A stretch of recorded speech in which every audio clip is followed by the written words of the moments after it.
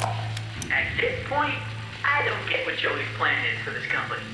The animations sure aren't being finished on time anymore, and I simply don't see why we need this machine. It's noisy, it's messy, and who needs that much ink anyway? Also, get this. Joey had each one of us donate something from our workstation. We put them on these little pedestals in the break room to help appease the gods, Joey said. Keep things going. I think he's lost his mind, but hey, he writes the checks.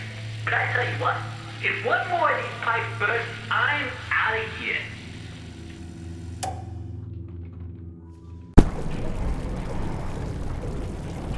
It's dark and it's cold, and it's stuck in behind every single wall. In some places, I swear this godforsaken ink is clear up to my knees. Whoever thought that these crummy pipes could hold up under this kind of strain either knows something about pressure I don't, or he's some kind of idiot.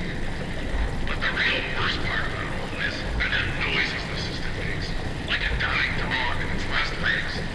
Make no mistake, this place, this machine, and this whole darn thing, it just isn't natural. You can bet I won't be doing any more repair jobs for Mr. Joey Drew.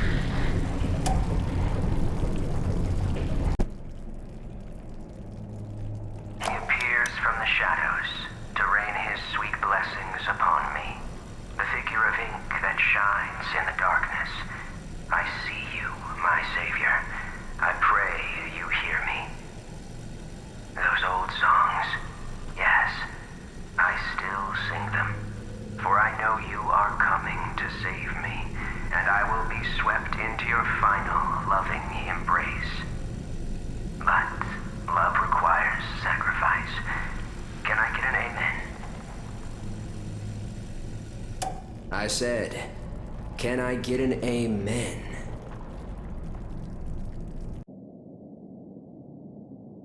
So first, Joey installs this ink machine over our heads. Then it begins to leak. 3 times last month we couldn't even get out of our department because the ink had flooded the stairwell. Joey's solution? An ink pump to drain it periodically. Now I have this ugly pump switch right in my office. People in and out all day. Thanks, Joey. Just what I needed. More distractions. These stupid cartoon songs don't write themselves, you know?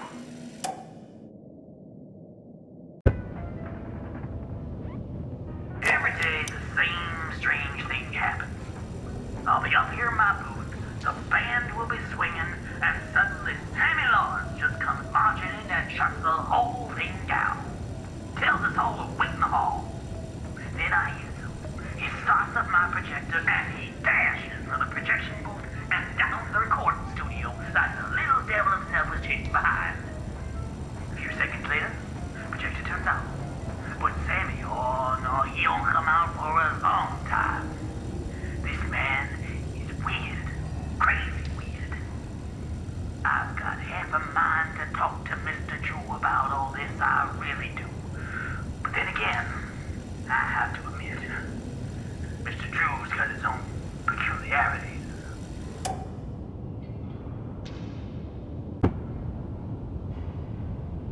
It may only be my second month working for Joey Drew, but I can already tell I'm gonna love it here.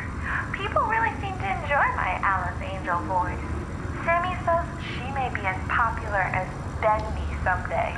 These past few weeks, I voiced everything from talking chairs to dancing chickens, but this is the first character I've really felt a connection with. She's a part of me. Alice and I, we're going places.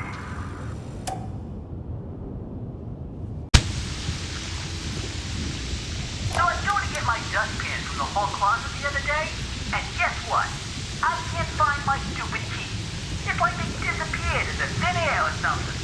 All I can think of is that they must have fallen in one of the garbage cans when I was making my rounds last week. I just hope nobody tells Sammy, because if he finds out I lost my keys again, I'm out of here.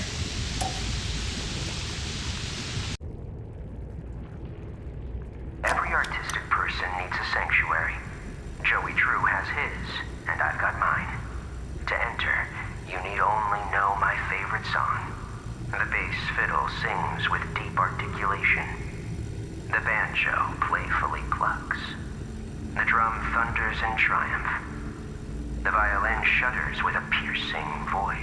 Sing my song, and my sanctuary will open to you.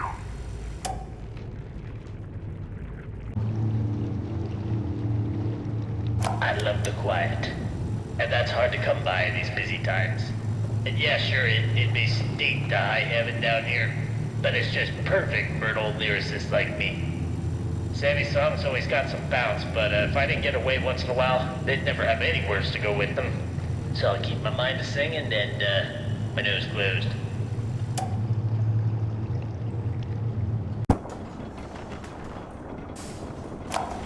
I don't be seeing what the big deal is. So what if I went and painted some of those Bendy dolls with a crooked smile?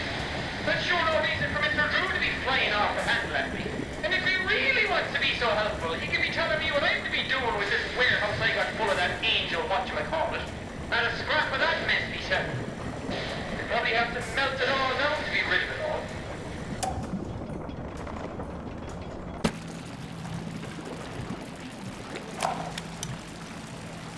There's nothing wrong with dreaming.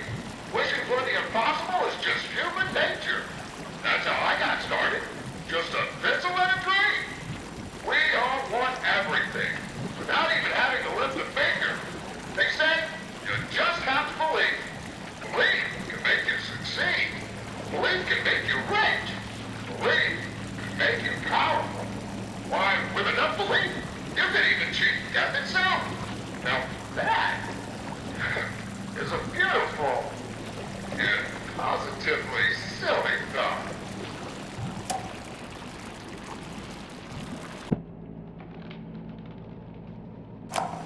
Everything feels like it's coming apart.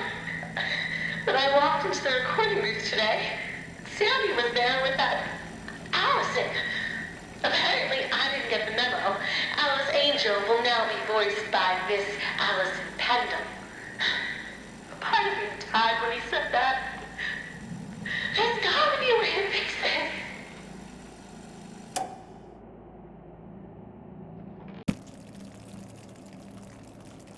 Alright, let's go over this again. If the pressure goes over 45, I screw the safety bolt in tighter, right? No, for the last time you do that, you blow every pipe in this place. If it reaches 45, you unhook the safety switch. You sure? You know, this sounds harder than comparing earwax to beeswax. Look, it's not that difficult. Just keep an eye on the gauge. Look, pal, if you think I'm doing my job and yours, I'm out of here.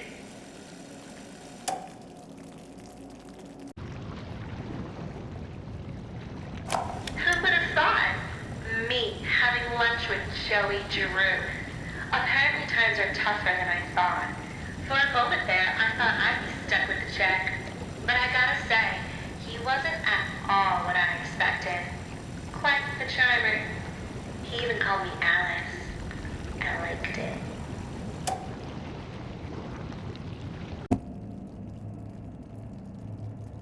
These blasted elevators. Sometimes they open, sometimes they don't. Sometimes they come, and sometimes they keep on going to hell and back. I keep telling these people, if Mr. Joey Drew keeps cutting corners like this, someone's sure to end up falling to their death. And it sure ain't gonna be me. I'm taking the stairs.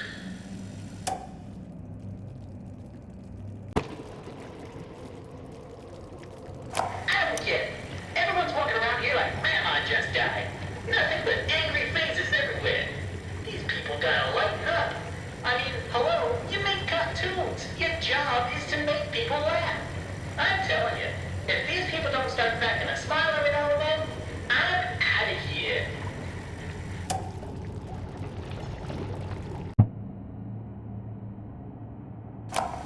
You say, the real problem with Mr. Drew is that he never actually tells us little people anything.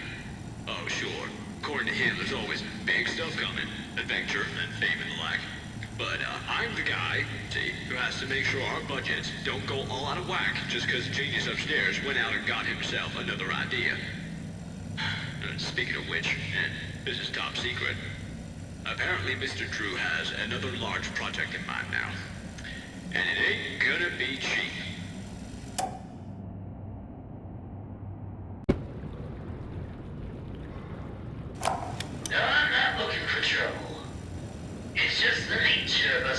just to seek out the dark places. You see, I've learned the ins and outs of this here studio. I know how to avoid being bothered by the likes of this company. That projectionist, they always say, creeping around. He's just looking for trouble.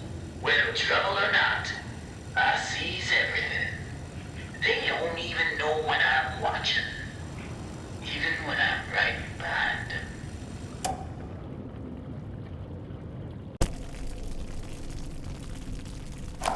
Only 2 weeks into this company, and already it's gotten interesting. Joey is a man of ideas. And only ideas. When I agreed to start this whole thing with him, I thought there'd be a little more give and take. Instead, I give, and he takes. I haven't even seen Linda for days now. Still, someone has to make this happen. When in doubt, just keep drawing, Henry. On the plus side, I've got a new character I think people are gonna love.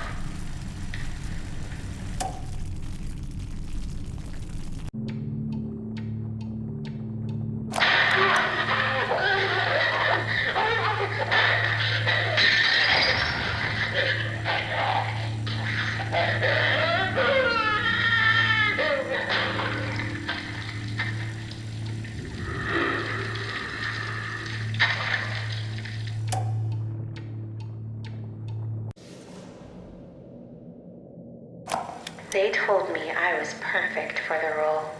Absolutely perfect.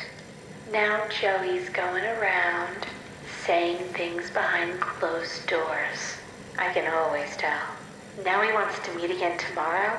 Says he has an opportunity for me. I'll hear him out. But if that smooth talker thinks he can double-cross an angel and get away with it, well, oh, he's got another thing coming. Alice? Ooh, she doesn't like liars.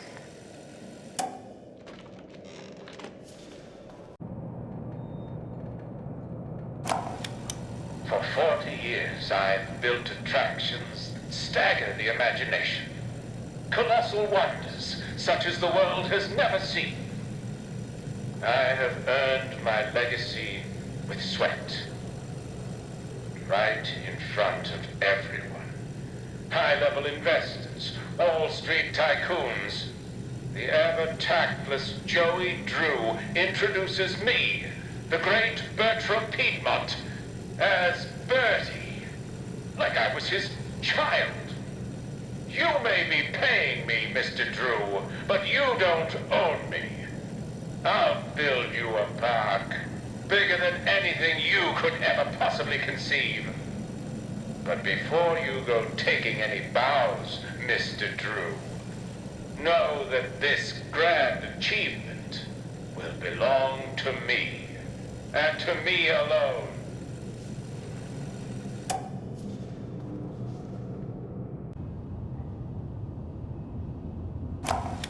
These guys down at the warehouse get to play games all day while I'm stuck cleaning up after them. They keep locking themselves out of their own back room. So I said it to them, look guys, I says, you're smart, right? Here's an idea. Why not bring these games to knock open the door if you win? It'll be fun for you guys, and it saves me the trip down here every day. They went for it like a dog to pot roast. I tell ya, if these guys don't start realizing who the real genius is, I'm out of here.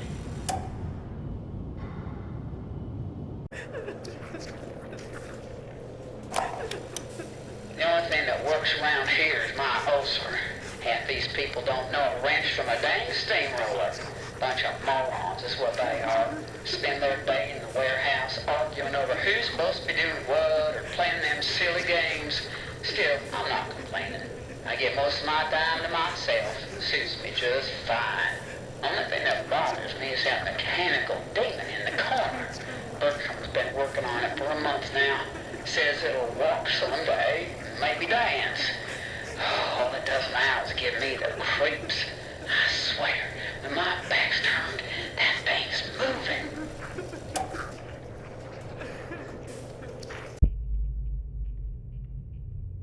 The biggest park ever built. A centerfold of attractions. Each one more grand than the one before it. makes my eyes come to tears at the thought. But then, oh, Mr. Drew, for all your talk of dreams, you are the true architect behind so many nightmares. I built this park. It was to be a masterpiece, my masterpiece. And now you think you can just throw me out, trample me to the dust and forget me? No! This is my park, my glory. You may think I'm wrong, but I'm still here.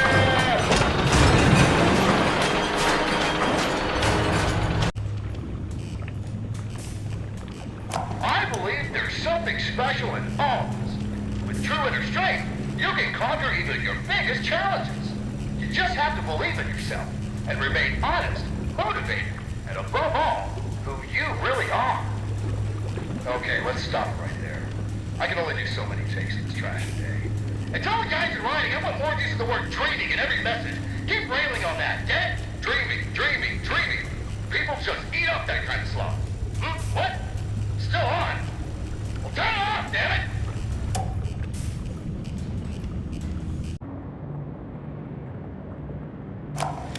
Progress report to Chet Home Office. Client, Joey Drew Studios. Although we're making progress, the client's expectations keep changing. What started as a machine to simply mold life-size figures now seems to be teetering on the edge of magic more than engineering. Although Mr. Drew remains convinced they're the same thing, the process of running the cartoon film through the machine for the figures to imprint upon themselves is going well. We've had several near successes. One weird note, the first figure ever created was a failed attempt in the likeness of the character called Bendy. Since that time, no other attempts of this particular figure have emerged. And the one that did, I don't know. There's just something unworldly about him.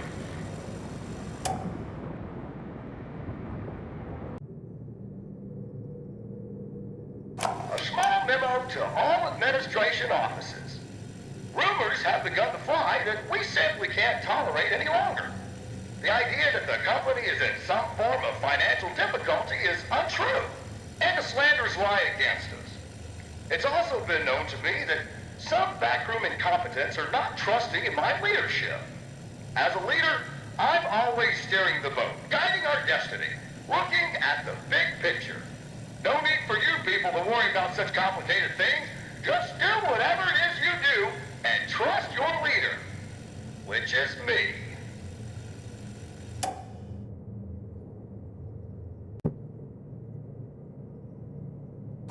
So it turns out it's my lucky day. I got to cleaning some of the offices around 2 a.m. last night. And what do you think I find on one of the chairs? A big freaking chocolate cake, just sitting there, practically yelling my name. You know, I work hard. I earn my pay, every darn dollar. But you know what this company's missing? Little bit of fitting points. And this here cake, it's a poik. Hopefully no one finds out what I've done. Because if they did, I can tell you what would happen. I'm out of here.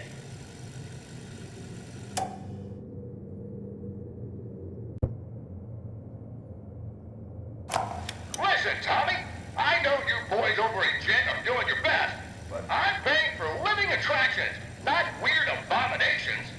Whatever that grinning thing was I saw wandering around your office, you better keep it locked up tight. I realize it was a first attempt, but imagine if the press caught sight of it. Might scare off investors. And in response to your previous memo, if you claim that your failures are because these things are soulless, then damn it, we'll give them a soul. After all, I own thousands of them.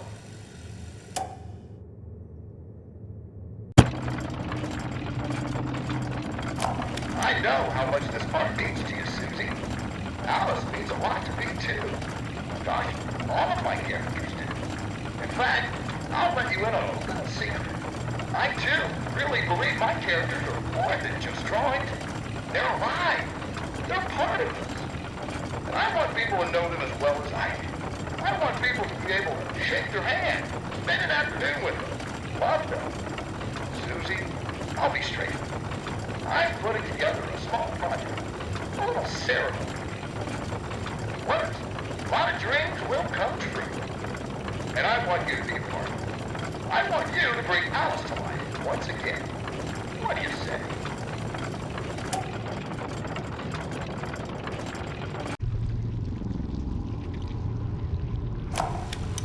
It's simply awe-inspiring what one can accomplish with their own hands. A lump of clay can turn to meaning if you strangle it with enough enthusiasm. Look what we've built. We created life itself, Henry. Not just on a silver screen, but in the hearts of those we entertain with our fancy moving pictures. But when the tickets stopped selling, when the next big thing came along, only the monsters remained. Shadows of the past. But you can save them, Henry. You can peel it all away. You see, there's only one thing Bendy has never known. He was there for his beginning, but he's never seen the end. The end.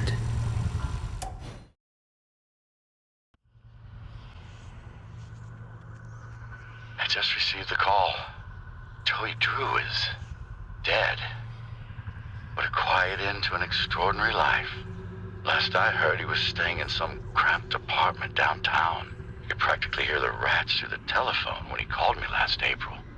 In spite of that, old Joey sounded quite happy when last we spoke.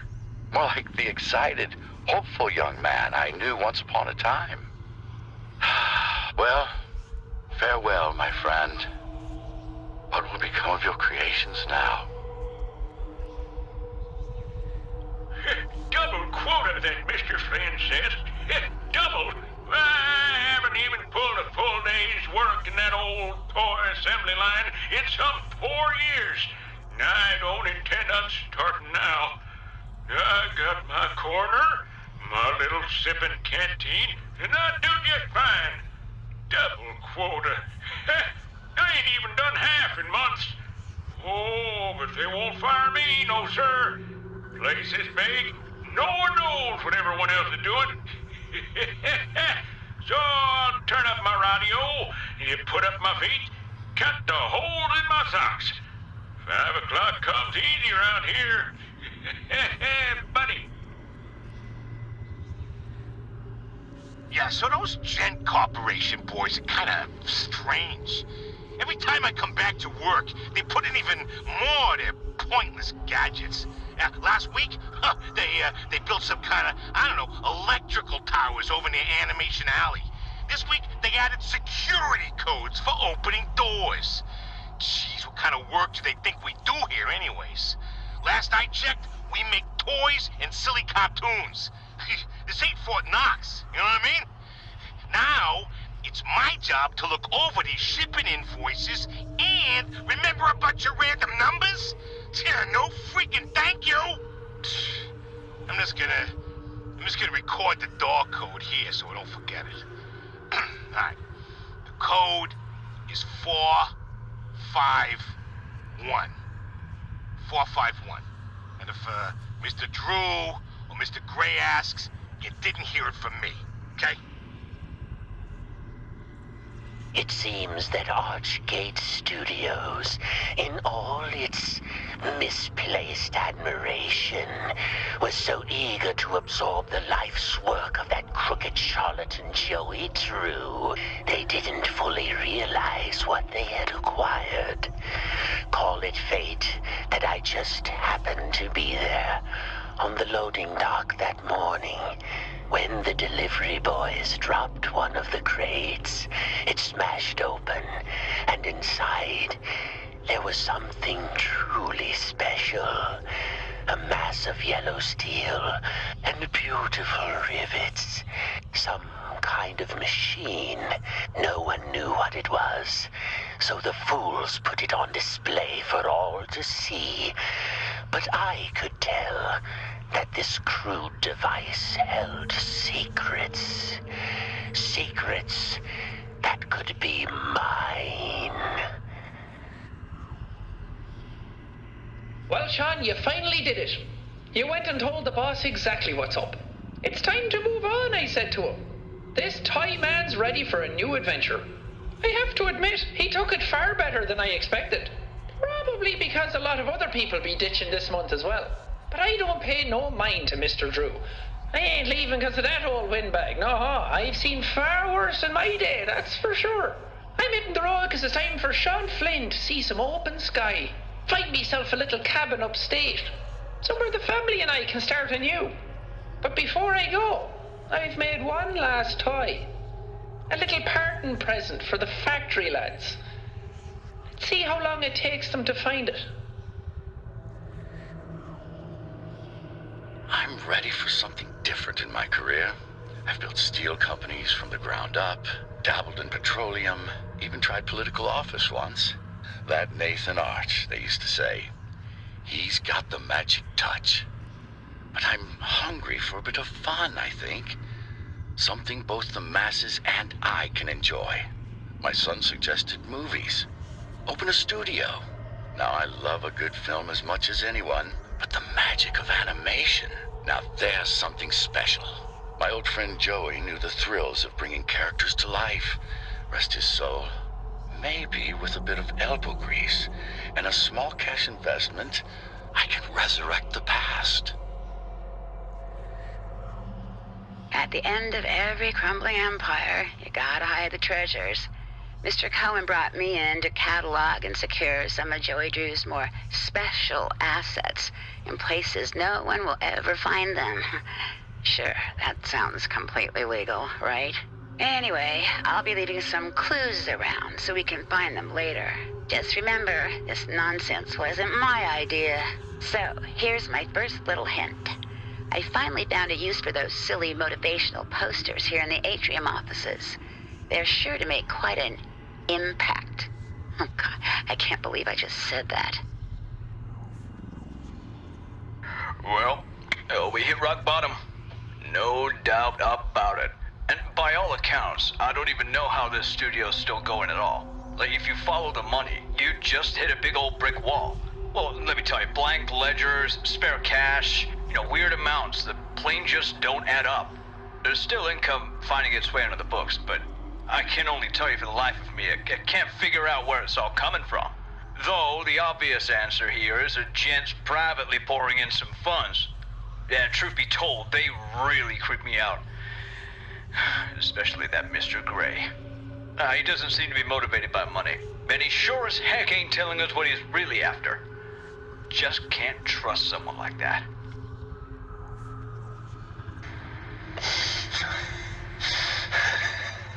When you animate, it's so much more than just motion. It's a way of life, an art, a passion. Each tiny movement is an emotional trigger to the audience. Get it wrong, and you will lose them. You must live the characters and to draw them. You must feel the motions in your mind. Act them out around your room. Today, I'm a clock, a dancing timekeeper. Tick-tock, tick-tock, tick-tock. Watch my movements. See my frames of animation. I have so many characters to animate yet. Thousands of frames to go. But for now, I'm just a clock. Tick-tock, tick-tock.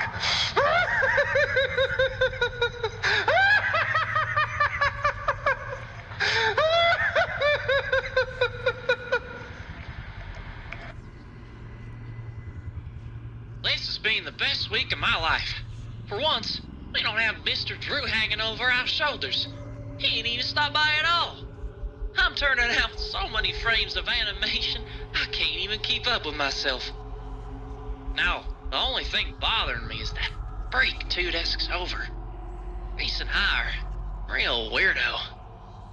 He keeps trying to show me some pictures he's been drawing. I tell you, this place has a curse.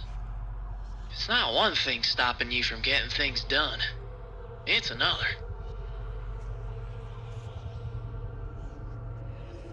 When I first entered this world, it was an untamed wilderness, a wretched, crawling slum ruled by that grinning demon.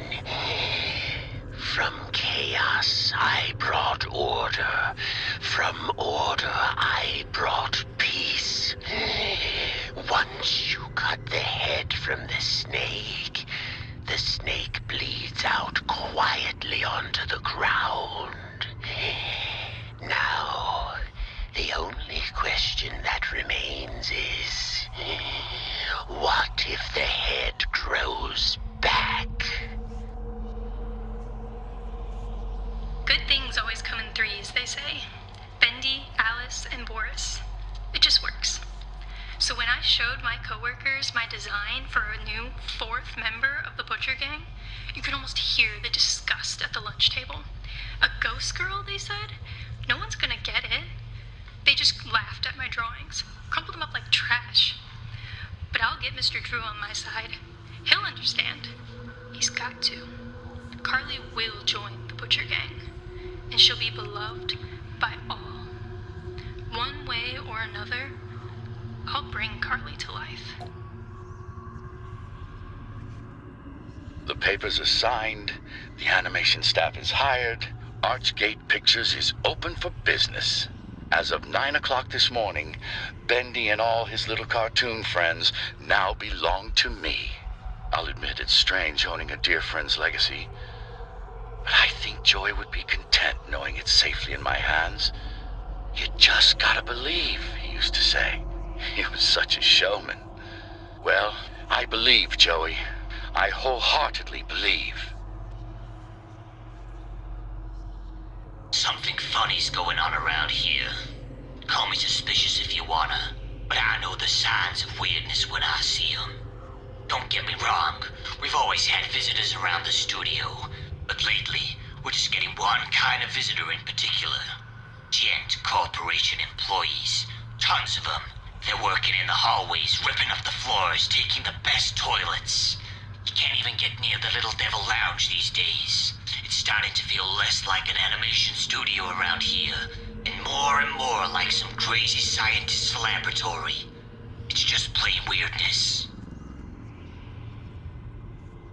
Joey happened to notice last week just how long it takes for us employees to get home every night. When you add in the traffic and the waiting for the elevators, you practically only have a few hours before you have to wake up and come back. So, Joey had them built artist dressed for us. Now we never have to leave work again, Joey says. Well, I'll admit, it's become quite the hangout spot down here, almost like it's a own little district. But there's definitely some unsavory stuff going on too. Smoking, gambling, loud parties, you name it. At all hours of the night sometimes. For a place that's all about getting some shut-eye, there sure is a lot of noise around here. I haven't had much sleep the past few nights. I've been feeling something pulling at my mind. My thoughts fall to the Joey Drew exhibit we opened last week. Outside one or two of the artists, I don't think I've ever seen a single soul go inside. It's a shame how so many of us refuse to learn from the past. The past can give us our greatest lessons. But still, ever since we moved in Joey's old things, there's been a strange feeling around Archgate, like the ghosts of long ago are wandering about, calling out to me. I'm a fan of darkness. It just appeals to me. As old Norman would often say, people really become themselves when they're hidden in shadow. That creepy guy always had a story to tell about this place, but I think I found a few narrow passages even he didn't know about. I can watch, I can listen, I can even steal, and no one ever sees me. I'm just a ghost, living in the walls, peering from the darkness.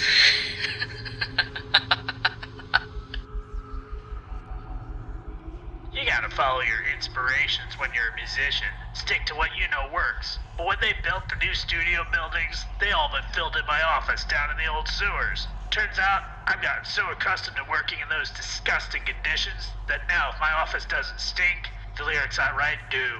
So when Jen started digging their massive utility shaft between their place and ours, I knew it'd be just the right spot for me to move in. Now I've got a song in my heart and a creative stench up my nose. This whole town really has changed ever since that big gent building went up. Yesterday, I took a trip over the farmer's market, and they had the whole dang street ripped up. It was like a large hole that just plain swallowed the sidewalk. Men were going in and out with strange iron tools. Kinda looked like they were installing some kind of tunnel under the road. Pipes just everywhere. Pete, behind the produce counter, was just shaking his head. They're up to no good, he kept saying. You'll see. This is how it always starts. Think old Pete might be right. But I don't like to dismiss people just on rumors. Only time will tell, I suppose. It's my first week in the job at the Gent workshop, and I can tell already that this is going to be interesting. Do you think you can lift this steel girder? They asked me with a smug smile. I didn't even bother to answer. I just picked the whole thing up with one hand. You should have seen the wee men drop their jaws. Aye. All in all, I've noticed this building just isn't built for someone my size. Every time I walk by the workshop shelves, all the tools fall to the floor. That, and I gotta bend down for every doorway in the place. Still, there are some positives to working here. I mean, take that new secretary. The shy wee one with the blonde locks. The one who follows around Mr. Grey. I'm pretty sure she's been giving me and my muscles the eye. But I ain't no smooth talker. A work-worn man such as myself ain't got no business with a woman that fine. At this point, I don't get what Joey's plan is for this company. The animations sure aren't being finished on time anymore, and I simply don't see why we need this machine. It's noisy, it's messy, and who needs that much ink anyway? Also, get this. Joey had each one of us donate something from our workstation. We put them on these little pedestals in the break room to help appease the gods, Joey says. Keep things going. I think he's lost his mind, but hey, he writes the checks. But I tell you what, if one more of these pipes burst, I'm out of here. I don't like to ask questions. I believe everyone's got their own business. You hear something, you leave it alone. But when you've spent as much time in and out of a jug as I have, you learn to keep your mouth shut about things, you know? So when I saw this here ad in the newspaper that reads, Gent Corporation looking for research subjects pays $3.50 a week, I figured it'd be good for me. Easy money, right? With my record, you can't afford to be picky. But it turns out something really wrong is going on in this place. I mean, I've seen dead people before, but here, death is like a way of life. A clockwork march. They wheel out the bodies, and they disappear down the chute. Forgotten men from the street, paid to die. $3.50 a week. Experiment 13. The ink demon is successfully sedated for transport.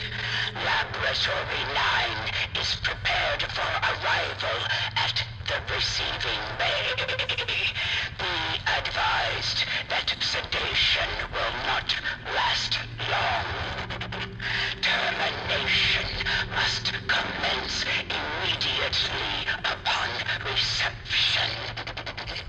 Wilson will expect a detailed report of the creature's demise. Experiment 26. Frequent delays due to the ink demon's refusal to terminate. Keepers have administered quarter-hourly sessions of physical tortures and surgical invasions to wear down his powers. All of these efforts have been ultimately unsuccessful. A new method of control must be devised.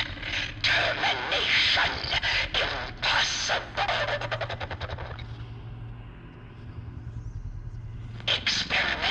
We have successfully pressed the ink demon into the form designated as Bendy.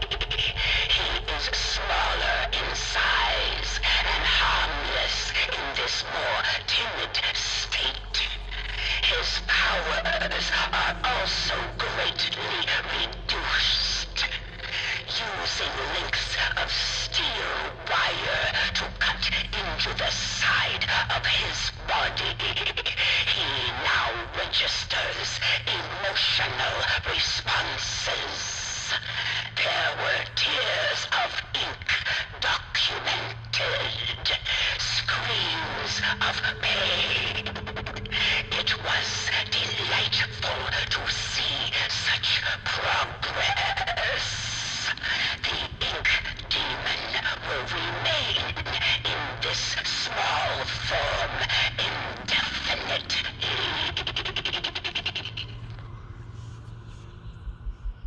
The machine speaks to me, revealing its many possibilities. What I can accomplish using its power is beyond any measure.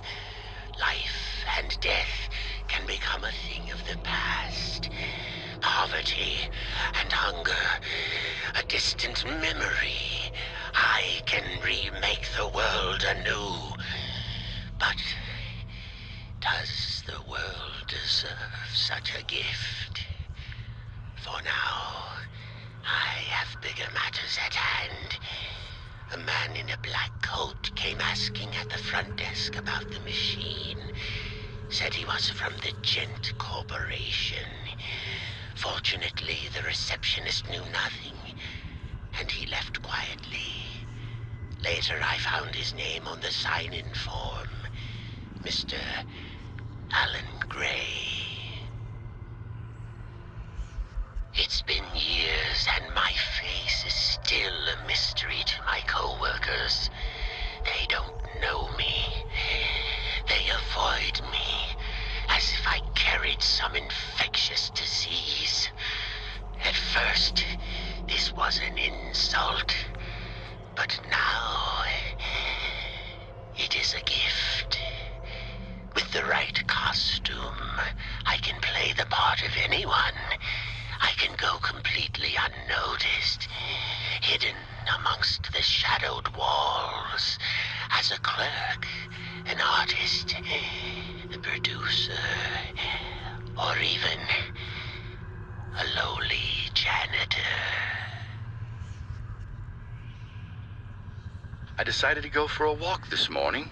Took a little stroll down to the park. Enjoyed the warm sun for a while, found a quiet bench, even grabbed a hot dog. It's been ages since I've done that. Tessa would kill me if she knew I've been off my diet. When I got back to the office, I stopped by the animation department and said hello to the troops. My gosh, they're getting younger every day. Either that or I'm just getting older. It all made me realize time is moving on. The hard struggles don't seem as dire as they used to. Life has other value. I think I'll go home early today. Maybe I'll even pick up a hot dog for Tessa.